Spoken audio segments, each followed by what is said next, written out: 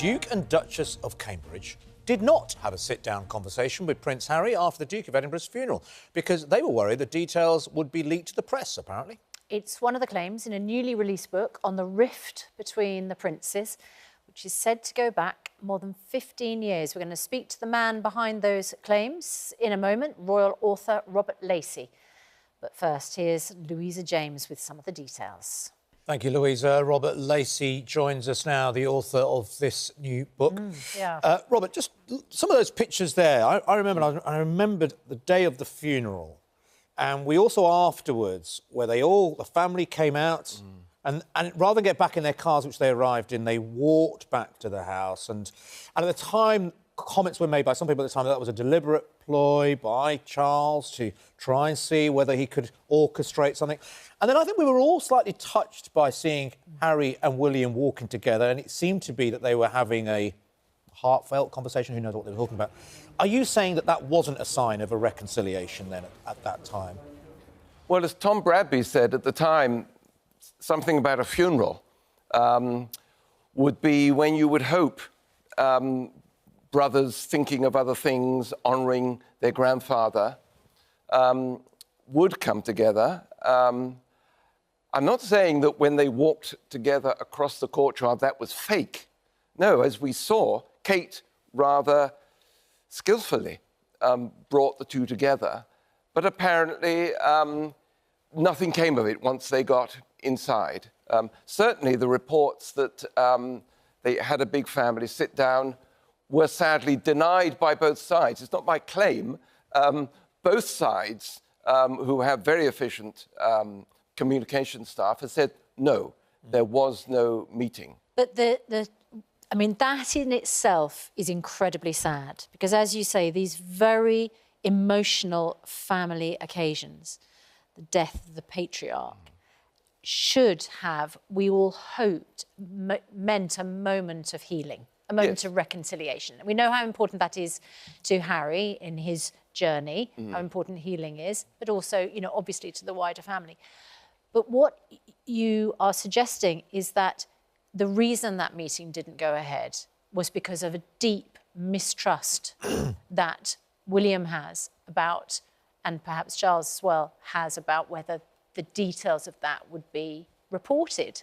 And if you cannot trust that something like that is going to stay private, that is an added layer of wound, isn't it? Yes. Well, you just showed Gayle King, their friend, talking on television. I think the feeling was, when it came to the Oprah interview, that, ghastly though it was, with all these family revelations being aired, that was it. And that was a sort of fresh start. And then suddenly the family discover that, well, actually, their friend Gayle King has more to say, and then Oprah says some more. The feeling was that you can't have a serious family negotiation if it's going to be talked about on American television the day afterwards. This remains a problem. But at the same time, I mean, we've all had differences with our families. And I've had personal differences with very close members of my family. It's taken years to try and build that back together. A funeral probably wouldn't be the time. To have a brief chat, yes, but maybe discussion was had, look, now is not the time to sit down for 2 hours and air our ill feelings when Grandma is grieving and we've just lost our granddad. Maybe, and these things do take time. Do you think that over time we will see this get better and better? I mean, it is certainly a rift that goes back far beyond the Oprah interview. Clearly, we now know there's a rift between his brothers for quite some time. Maybe he's told us this already. But do you think that over time we will see a repair in this relationship? I think we will. I mean, we've got something coming up, as you know, 1st of July. Both brothers are committed to being in London at the same time. I think you were saying just now, maybe Harry's arriving even as we speak to do his quarantine. I think that will be the occasion when something will happen. Who can predict? But they are coming to honour their mother. Now, surely, and I'm talking as much as an outsider here as you are, I mean, but one would say, surely, when they're gathered together to honour their mother and what Diana stood for, that will be the time when we can hope for some sort of reconciliation and serious talk, because otherwise, if they just appear together in public in front of the statue and there's nothing more, I think we will rightly conclude that it's a superficial gesture. I mean, if you're putting up a statue to Diana, immensely, I mean, who would have thought 25 years ago, if you said there's going to be a statue to Diana, people would have said, no, it represents a very significant change in the identity of the royal family, that the one-time rebel is now there. And these boys, I am sure, will respond to that. I don't know how they get over the mutual mistrust, because we've talked about the fact that William and Charles might have been worried that details of a conversation would be leaked. But we know that Prince Harry and Meghan are concerned about briefings that portray them negatively as well, don't they? And the whole point of doing that Oprah interview was to put across their side of the story as they see it. So how do you ever get to a position where these conversations are held in private? I mean, do they all have to sign NDAs, non-disclosure agreements, for instance, to promise that nobody briefs anything or leaks anything? No, I mean, NDA, non-disclosure agreements, are signed by everybody who's ever left the employment of the royal family. Yeah. Quite rightly so. I mean, you were talking about this breach going back a long time. Right in their teenage years, Harry came to realise that actually we were stereotyping him. The press, William was always the hero. He was the party villain. prince. Yes, and that was his role. And Meghan has shown him that that's not what he wants. He wants his own life, which is now leading in California. No longer working royals. The question is whether they can come back into the blood family. For example, next year there's the Queen's Jubilee.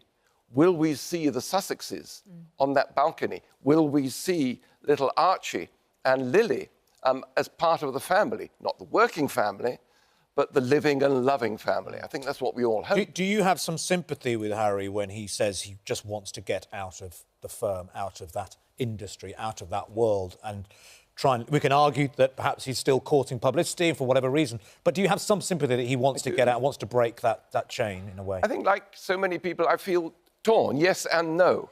I mean, yes, get out, but then if you get out, I don't think you should then criticise your family who are still in. We have this idea that there's been this doctrine almost, you're either in or you're out. What is clear is that Harry can never be out. And that if he wants to lead a new life in California, it has to be with, I think, more discretion and respect for his family members living in this country. If he wants to create a new life, by all means. But to go back and criticise people who are trying to do a different job in this country isn't fair. But the point is, Robert, even if he didn't do any of the publicity, he didn't have the Spotify deal, they didn't have the TV deals, people like you, people like us, would still talk about him. I mean, they could be as private and discreet as they like. But the fact of their birth, the fact of their marriage, the fact of all of this means that we will never stop talking about them. So then I can understand that they probably feel like they keep having to put their record straight. Well, yes, but also... it's a vicious circle for them, isn't it? Yes, and the other point, though, is that they will never cease to be royal. And actually, we will never cease to think of Harry as Diana's son and William's brother. And also the fact that... at the end of the day, that's the interest they hold for the rest of the world. I think that actually is a reason for hope in the future.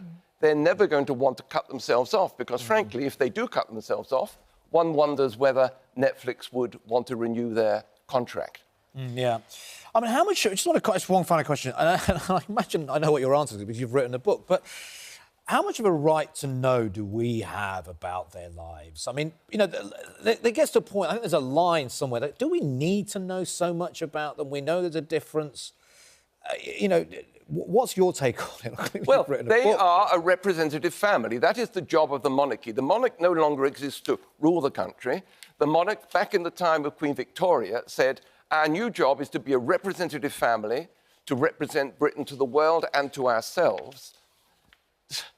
to show us how to live in a way. And so it is legitimate to talk Look, about. you're an author. This is what you do. It's your profession. But I think a lot of the, Daily Mail, I mean, yesterday there were about 5 different stories on Harry and Meghan, and they haven't really spoken. The interview's now over a month ago.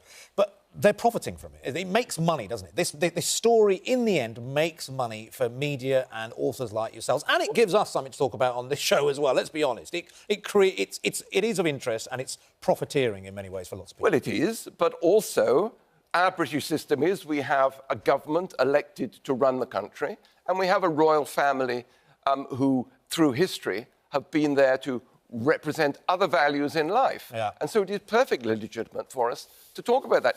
How do brothers get on? How do families deal with issues like this? Yeah. It's an important thing to discuss. Yeah. I have to say, I still love their stance on mental health, and I do want to raise, last week, on Youth Mental Health Day, a survey of 1,000 teenagers were surveyed. Who do they respect more in different categories? And at the top was the Queen, Prince Harry and Meghan Markle. And they really respected Harry and Meghan for all the difficulties they've been through to being quite open. I think that is... Hang on a moment. Who did you say was at the top? The Queen. Yes. The Queen. Who doesn't talk... They still... they still have lots of respect for the Queen. Yeah. I think it's respect for elders. What do you and I mean think that was- still? Of course we respect the Yes, Queen. absolutely, which I thought was amazing. Yes. But also to have that respect for Harry and Meghan for their openness, I thought was... this is young people. And often we say the royal family is not connected to lots of people in this country. Well, that shows that they are, and that they're doing their job, it seems to me. Absolutely. Yep. All right, Robert Lacey, thanks very much indeed. The book is Battle of Brothers, William, Harry and the Inside Story of a Family in... How do we pronounce it? Tumult. Tumult. Yes, but I think moving together. Yeah. Good to see you. Thank you very much indeed.